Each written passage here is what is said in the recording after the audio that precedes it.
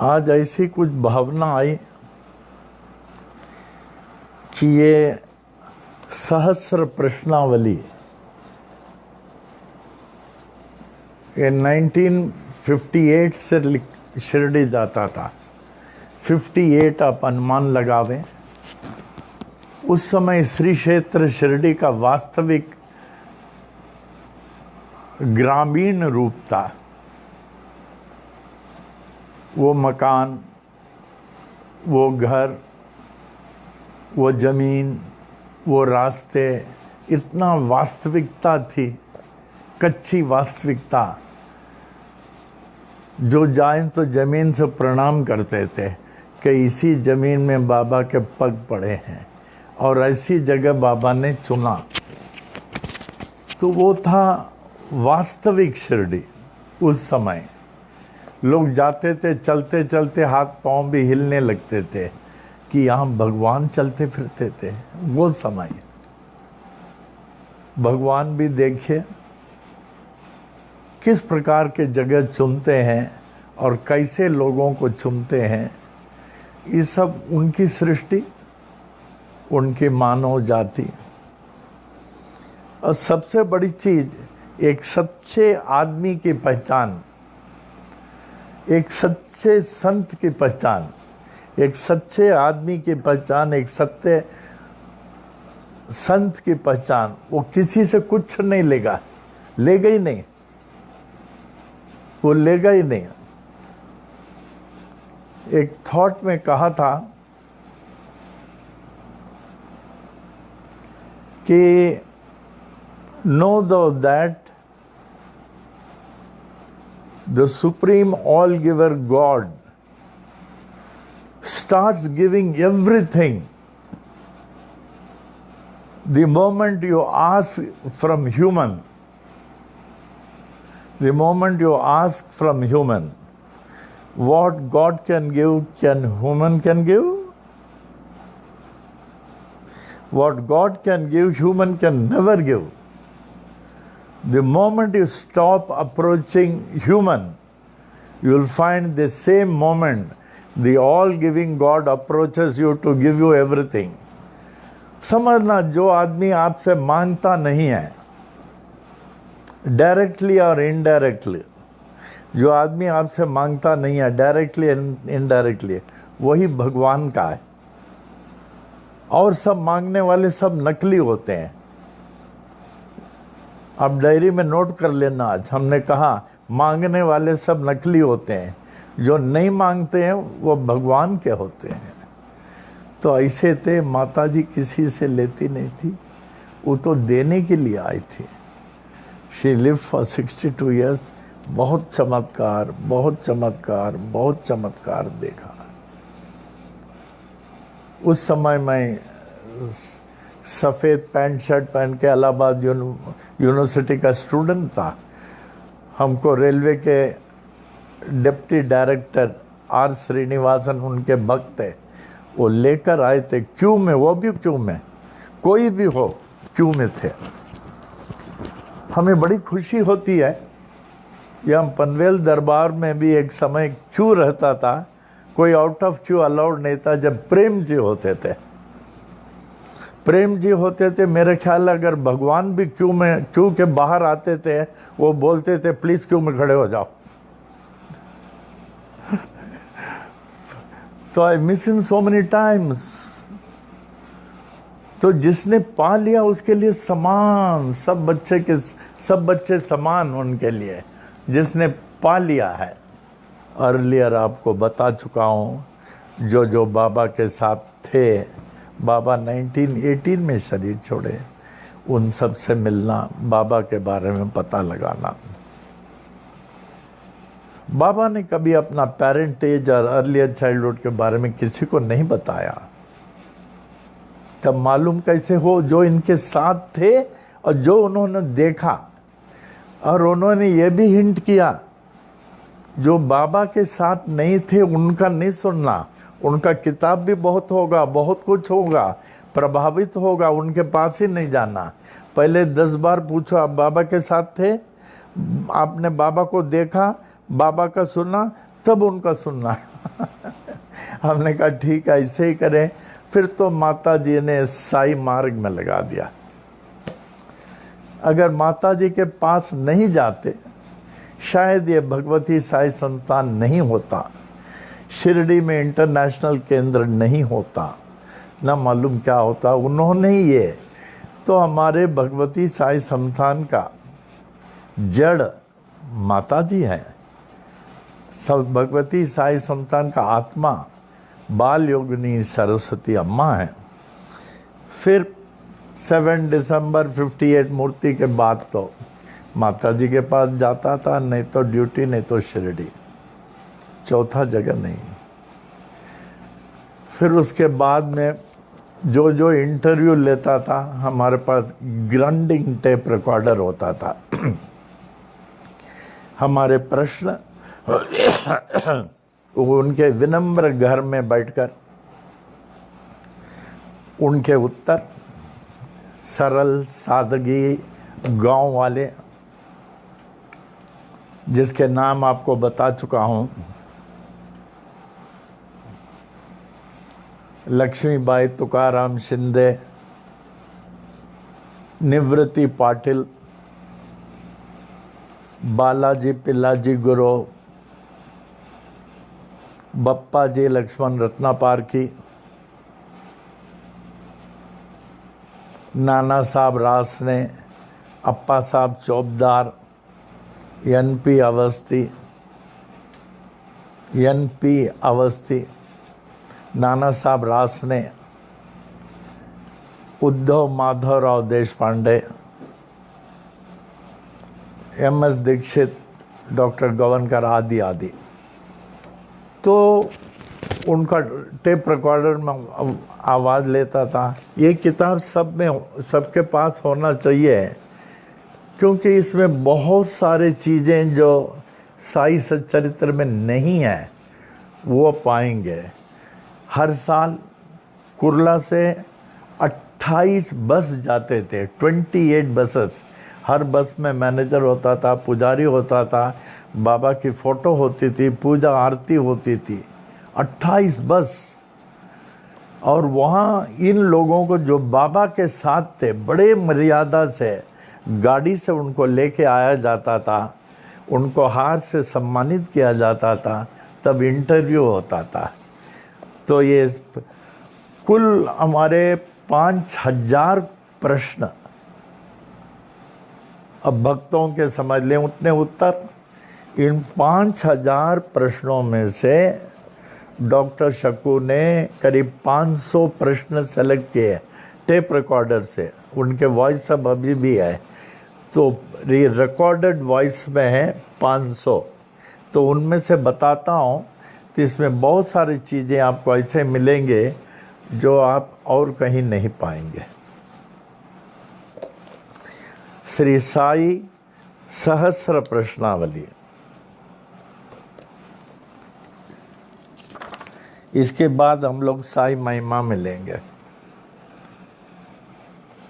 बाबा कभी कभी कहते थे, मराठी में अक्सर बोलते थे और हिंदी कभी कभी, और सभी भाषाएं में उनको विदित था। मैं सभी युगों में विद्यमान हूँ। I live in all ages. जो अनन्य भाव से मेरे प्रति समर्पित है, he who has totally surrendered to me. What do you mean by surrendered? साष्टांग प्रणाम कर लिया तो सरेंडर हो गया? He who ever accepts his will. आज हमको आधा चपाती मिल रहा, कल नहीं भी मिले, हाँ बाबा आपकी पहुंच कायम रहे, हमें कुछ नहीं चाहिए। In all conditions, he who accepts his will in all condition, उसको सरेंडर कहते हैं। ऐसे सरेंडर करने वाले कम होते हैं, और जो सरेंडर कर लिया वो तो उनके बन जाते हैं। मैं उनका सदैव ही ध्यान रखता हूँ जो समर्पित है, केवल इस लोक में ही नहीं, परलोक में भी वो मेरे साथ रहेगा। आज एक आदमी ने बड़ा अच्छा हमसे पूछा, अभी इतने लोग हमारे माननीय अण्णा जी के लिए कंडोलेंस भेजे हैं। मेरे ख्याल है कम से कम 200 से अधिक लोगों ने भेजा।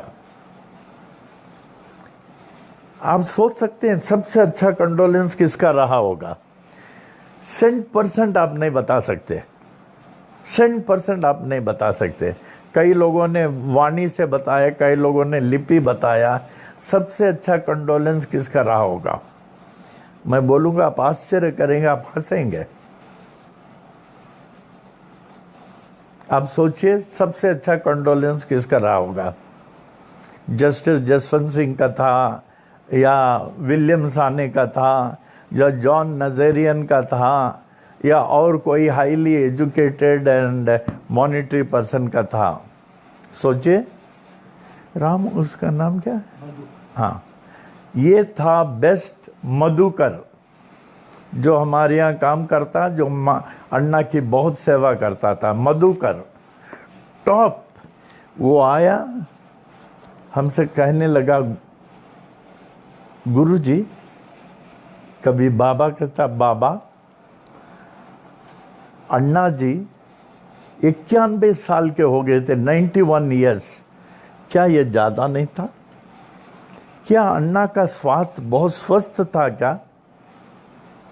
और आपने कहा था कि एक बार जब आप स्वेच्छा मरण में ऊपर गए, आपने मामी को देखा, बहुत सारे लोगों को देखा, सब प्रसन्न थे, सब प्रसन्न थे। क्या आप ये नहीं समझते अण्णा भी उस प्रसन्नचित लोक में जाके उन लोगों के साथ बहुत खुश होंगे? आपके दुखी रहने से क्या संतान चलेगा? क्या wonderful. That was the sermon by Madhukar. हमने कहा थोड़ा बैठो। That was the best sermon. आप कैसे फीलिंग करके बैठ जाएंगे तो क्या संतान चलेगा? आपने ही कहा था, आप जब ऊपर गए थे स्वेच्छा मरण में, सबको बहुत खुश देखा। आपने अप्पा जी को भी देखा, मामी जी को भी देखा। तो क्या आप नहीं समझते अण्णा जी भी मामी जी के जाके एकदम प्रसन्न होंगे? हमने कहा वाह मधुकर वाह, शाबाश, ये तो मैंने सोचा ही नहीं, ये मैंने सोचा नहीं। What a wonderful thing. तो हम लोग इस सहस्त्र प्रश्नावली में out of 5000 selected by doctor Shaku, शुरू से हम लोग लेंगे जिससे वी डोंट मिस एनीथिंग।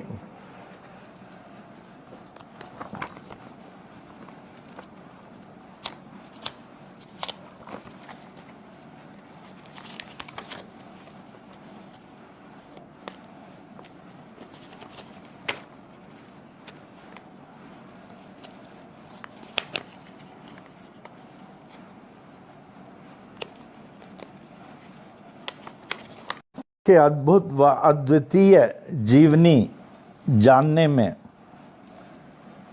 परम सहायक है।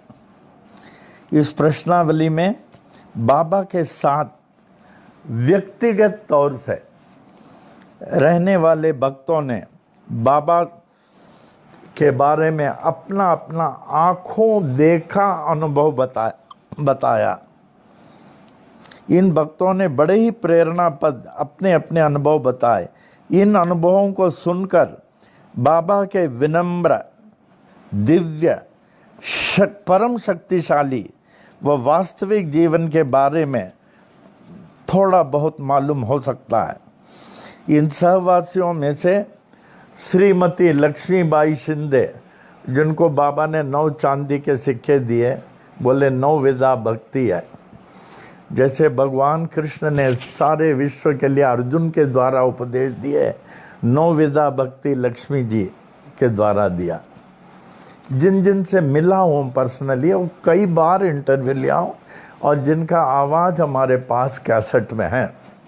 मार्तंड मालसापति, भगत मालसापति का लड़का, बालाजी पिल्लाजी गुरु, निवृत्ति पाटिल, और इन सब के फोटो भी हैं यहाँ, सबके फोटो हैं।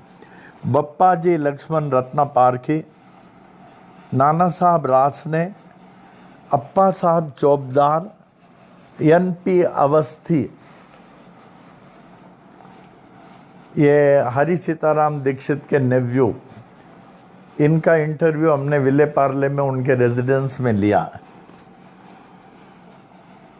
Vaman Rao P Patel, Uddhav Madhav Rao Deshpande, MS. Dikshit, doctor Gavankar. Baba की जीवनी के बारे में बड़ा ही रोमांचकारी वर्णन किया। इसमें कई चीज़ सुन के आप आश्चर्य में पड़ जाएंगे, क्योंकि ये किसी और किताबों में नहीं पा सकता, ये इंटरव्यू का है। इन सभी बाबा के सहवासियों के इंटरव्यू का सन 1959 ईस्वी से ऑडियो कैसेट में संस्थान में सुरक्षित रखे गए। इस सब कैसेट में संस्थान में है, सुरक्षित रखा गया लाइब्रेरी में, जिससे कि भक्तगण स्वतः ही सुने उनकी आवाज़ कैसी है। कभी कभी ये लोग जवाब देते देते रुक जाते थे, फिर आँखों के आंसुओं को पोंछते थे, क्योंकि उन्होंने आँखों से देखा है, फिर धीरे धीरे बोलते थे। इन सभी बाबा के सहवासियों के इंटरव्यू लेते समय बाबा का वर्णन करते करते उनके नेत्रों से भावपूर्ण अश्रुधारा बहने लगती थी। इससे पता लगता है कि वे बाबा को किस हद तक चाहते थे। वे अक्सर यही कहा करते थे, हमारे ईश्वरीय साईं बाबा को कोई भी नहीं समझ सकता। यतो वाचो निवर्तन्ते अप्राप्य मनसा सह।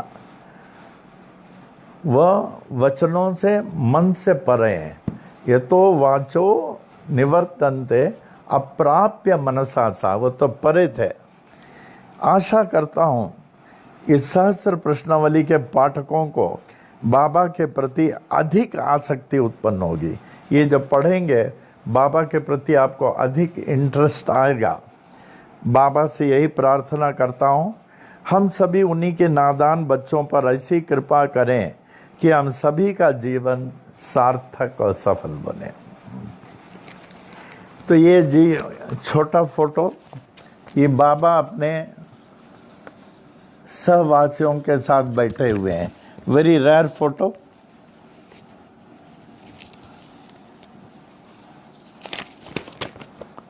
उसके बाद डी निरॉय, आपने पिछले सत्संग में डी निरॉय का सुना था, हमने बताया था। He was the first block maker of Baba's photo and one of the richest man in Bombay. और उनके दो लड़के जर्मनी में थे उस समय, ओपेरा हाउस में कहीं रहते थे। हमें बाबा का फ़ोटो जो साई महिमा में लगाना था, कुछ 12 से 15 फ़ोटो हम शिरडी संस्थान के आर्टिस्ट, पेडनेकर आर्टिस्ट जो दादर टीटी में थे, उनके पास गए। उस समय मैं रेलवे में काम करता था, तो उनको बोला ये साई महिमा के लिए फ़ोटो हमें बनाने के हैं। वो बोला बन जाएंगे, इतना दिन लगेंगे। हम बोले ठीक है। उसने बनाया, जो उसने मांगा उतना जेब में भी था, उससे थोड़ा जास्ती भी था, तो उनको दे दिया। अब सेकंड उसका ब्लॉग बनाने का, डी निरॉय an unknown person, first time मिलने को जा रहा हूँ। How this great man meet the unknown people. तो मैं गया एड्रेस लेकर के, यहाँ ऊपर सेकंड फ्लोर में कहाँ, तो एक आदमी ऐसे बुजुर्ग बैठे थे, एनलाइटन फेस, उनके सामने 5.25 फीट बाबा का फ़ोटो, वो पाँव ऐसे करके बैठे थे, चश्मा डाले थे, कैप था। हम बोले आप डी निरॉय हैं? वो यूं बोले यस। निकाले, बोलिए। बोले हमने शिरडी साईं बाबा का ये फ़ोटो अभी पेडनेकर से बनवाए हैं, इसका हमें ब्लॉक चाहिए थे। हमारा चार्जेस आपको मालूम है? बोले फर्स्ट मीटिंग। हम बोले इसीलिए आए हैं, हमें मालूम है। I was in the railways.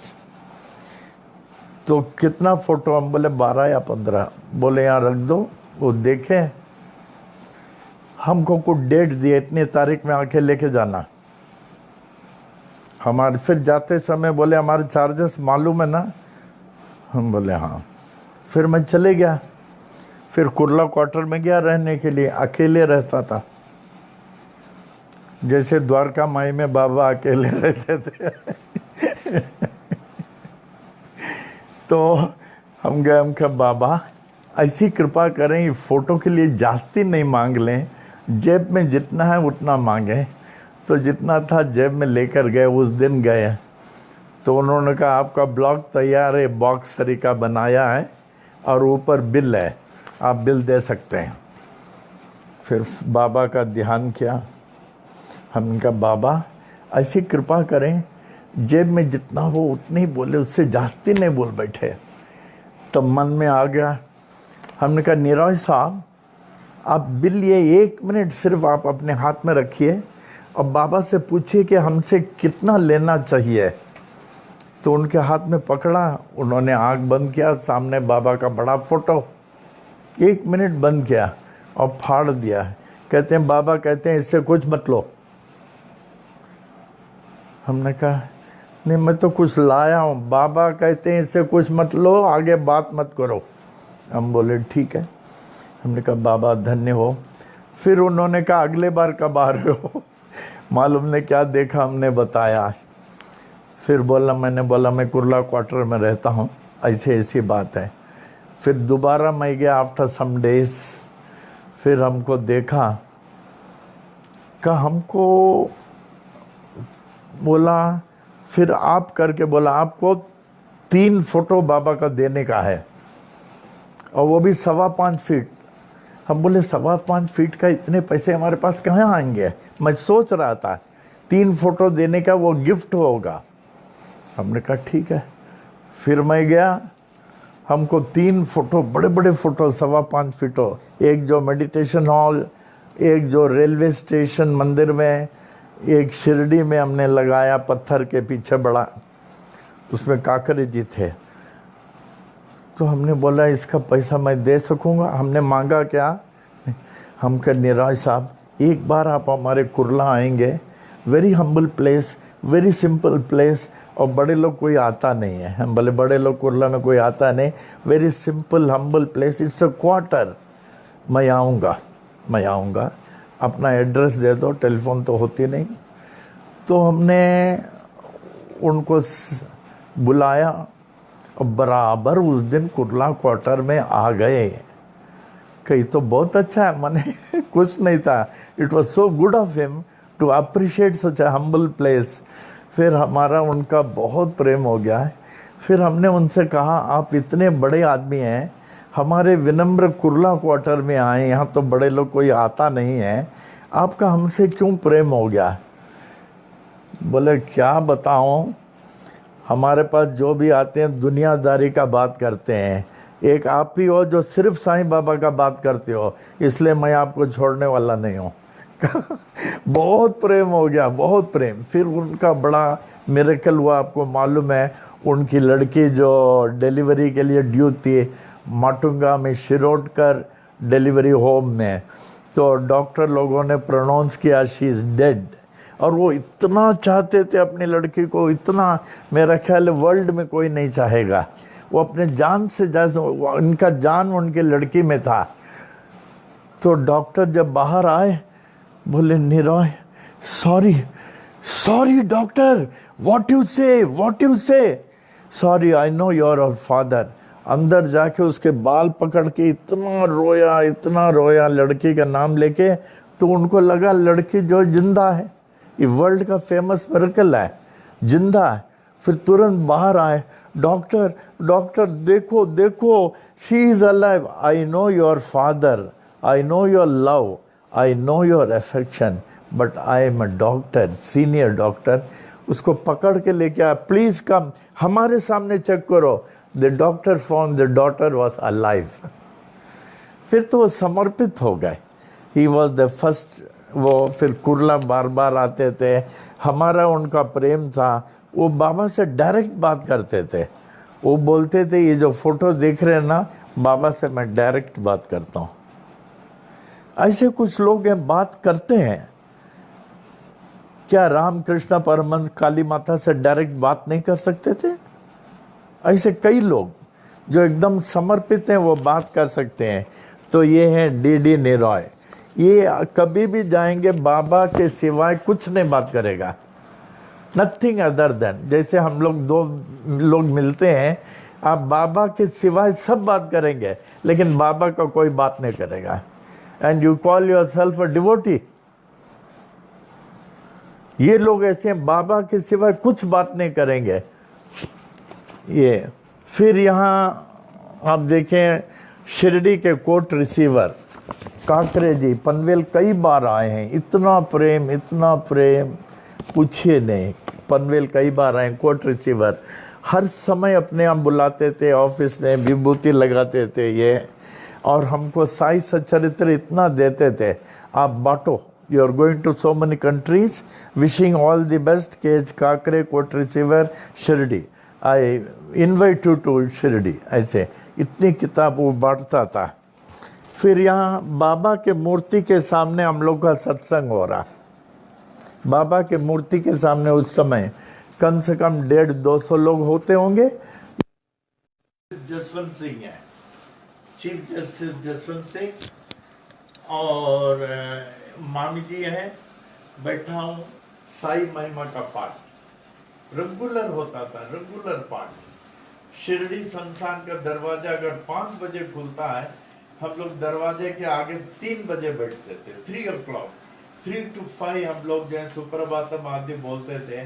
5 बजे दरवाजा खुलने के साथ अंदर जाते थे। वो था एक दिन। फिर ये तालिम जी का, जिन्होंने मूर्ति बनाई यहाँ का, ये तालिम जी। फिर ये मार्तंड मालसावती, इनका इंटरव्यू आज लेता हूँ, बाकी का बताऊंगा। ये मार्तंड मालसावती जो बाबा के साथ थे, मामी जी उन लोगों को खाना परस रही है। मार्तंड मालसावती वहां का पुजारी, मामी जी अपने हाथ से खाना परसती थी। देखिए कैसे हम लोग जमीन में बैठ के पत्रावली में खाना खाते हैं। हाँ, मार्तंड मालसावती भगत मालसावती के सुपुत्र थे। जब मालसावती बाबा के भक्तों में एक विशेष व महत्वपूर्ण स्थान रखते थे, उनसे जानने के लिए मार्तंड जी से कई बार इंटरव्यू लिया, एक बार नहीं। और उनकी आवाज बहुत है हमारे पास। अनेक बार वार्षिक शिरडी यात्राओं में असंख्य भक्तों के सम्मुख तथा कुछ खास भक्तों को लेकर अनेक बार मार्तंड जी के निवास स्थान पर जाकर मार्तंड जी से इंटरव्यू लिया है। अभी इनका इंटरव्यू थोड़ा बोलता हूं।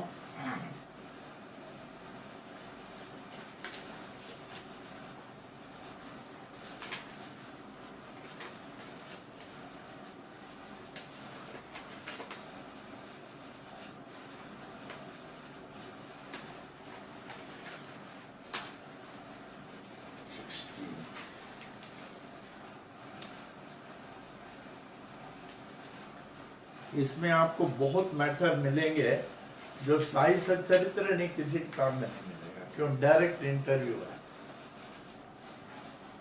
मार्तंड मालसावती से वार्तालाप लगभग दोपहर 1:30 बजे नवंबर सन 1960 ईस्वी में, 1960 में।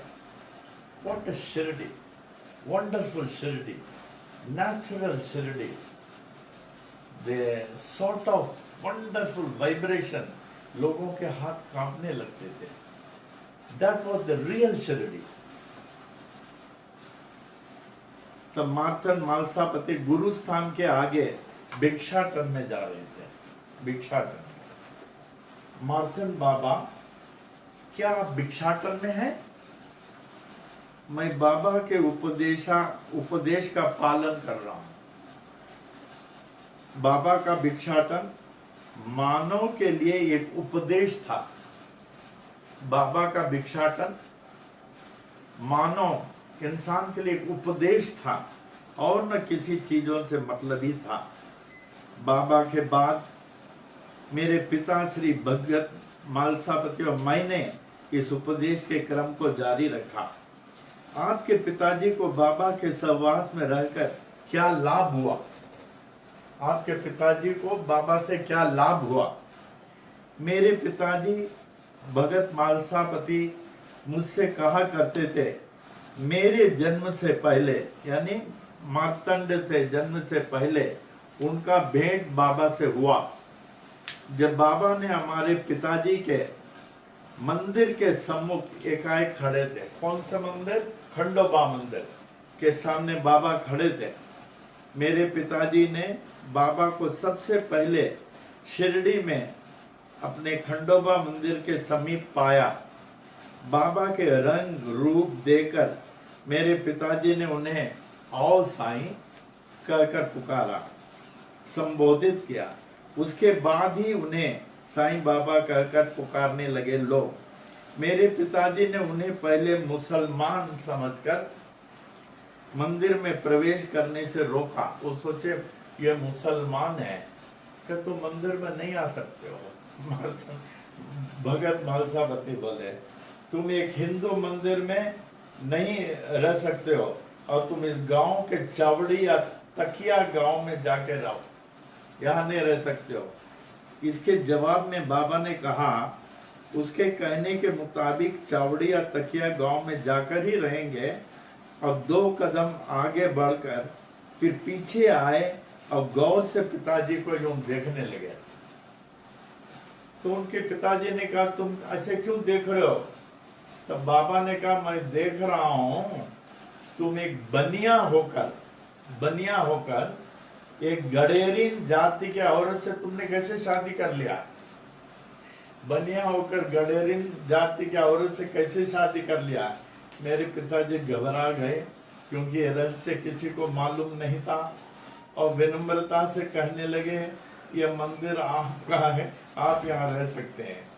बाबा ने यह भी कहा, तुम्हारे 4 बच्चे थे और चारों बच्चे तुम्हारे गुजर गए, जिसके कारण तुम बहुत दुखी हो।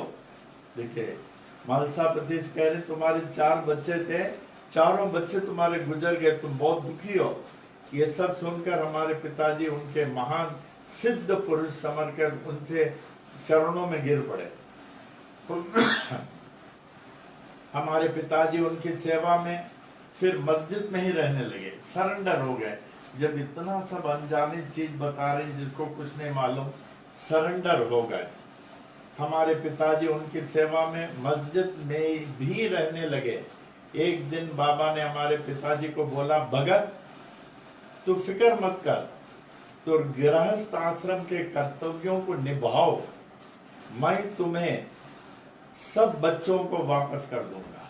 देखिए, 4 बच्चे मर गए थे, सब बच्चों को वापस कर दूंगा, जाओ तुम गृहस्थ आश्रम को निभाओ। बाबा की कृपा से 1890 ईस्वी में मेरे दुखियारे माता पिता के घर में, जिस घर में 4 बच्चे मर जाएं, माता पिता का क्या हालत होगा। तो घर में, माता पिता के घर में मेरा जन्म श्री कृष्ण जन्माष्टमी पर हुआ और मेरा नाम मार्तंड बाबा ने ही रखा। सन 1910 ईस्वी में बाबा ने मेरी शादी करवाया और उसके बाद बाबा की कृपा से मेरे परिवार में 5 बच्चे हुए, 3 पुत्र और 2 पुत्रियां। इस प्रकार बाबा ने हमारे पिता को दिए हुए वचनानुसार कि मैं तुम्हारे मरे हुए बच्चों को वापस करूंगा, तो बाबा ने पूरा किया। क्या बाबा की उपस्थिति में आपके पिताजी भगत मालसापति एकाएक अंधे हो गए थे? क्यों उन्होंने आंखों की रोशनी खो दी? क्या उन्होंने आंखों की रोशनी खो दी? क्या बाबा की उपस्थिति में आपके पिताजी भगत मालसापति एकाएक अंधे हो गए? क्यों उन्होंने अपनी आंखों की रोशनी खो दी? तो ये कल पढ़ेंगे, इसके बाद और सब्जेक्ट है। ये बहुत अच्छा लगेगा, ये सबके पास होगा। जिसके पास नहीं हो, आप हमारे बुक स्टॉल से लें, बुक स्टॉल से नहीं तो हमसे फ्री लें, क्योंकि इसमें जो सब्जेक्ट है ये आपको मालूम होना बहुत जरूरी है, बहुत जरूरी है।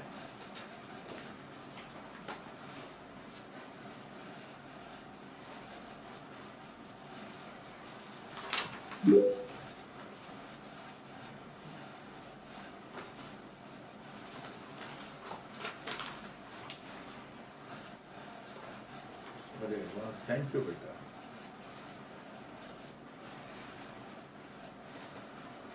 पेज 14 याद रखना, and we are on page 14।